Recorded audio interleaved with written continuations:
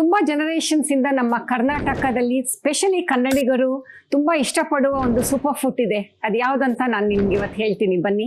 ನಮಸ್ಕಾರ ಎಲ್ಲರಿಗೂ. ನನ್ನ ಹೆಸರು ಮಧುಪ್ರಿಯಾ, ನಿಮ್ಮೆಲ್ಲರ ನ್ಯೂಟ್ರಿಷನಿಸ್ಟ್. ರಾಗಿ ಬರೀ ಊಟ ಅಲ್ಲ, ಅದೊಂದು ಮೆಡಿಸಿನ್ ಥರ.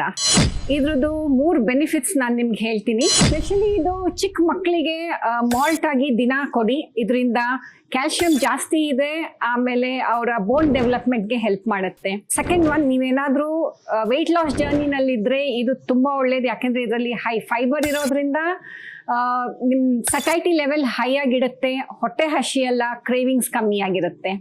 ಮೂರನೇದು, ಮನೆಯಲ್ಲಿ ಯಾರಾದರೂ ಎಲ್ಡರ್ಸ್ ಇದ್ದರೆ, ಸ್ಪೆಷಲಿ ಡಯಾಬಿಟಿಸ್ ಆಗಿದ್ದರೆ ಅವ್ರಿಗೆ ಇದು ತುಂಬ ಒಳ್ಳೆಯದು. ಯಾಕೆ ಅಂತಂದರೆ ಇದರಲ್ಲಿ ಲೋ ಗ್ಲೈಸಮಿಕ್ ಇಂಡೆಕ್ಸ್ ಇರೋದ್ರಿಂದ ಅವರ ಶುಗರ್ ಲೆವೆಲ್ಸ್ಗೆ ತುಂಬ ಈಸಿಯಾಗಿರುತ್ತೆ.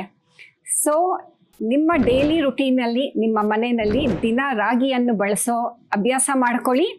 ಬನ್ನಿ, ನಾವೆಲ್ಲರೂ ಕರ್ನಾಟಕದ ಒಂದು ಹೆಮ್ಮೆಯಾಗಿರುವ ಒಂದು ಈ ಸೂಪರ್ ಫುಡ್ಡನ್ನು ಸೆಲೆಬ್ರೇಟ್ ಮಾಡೋಣ.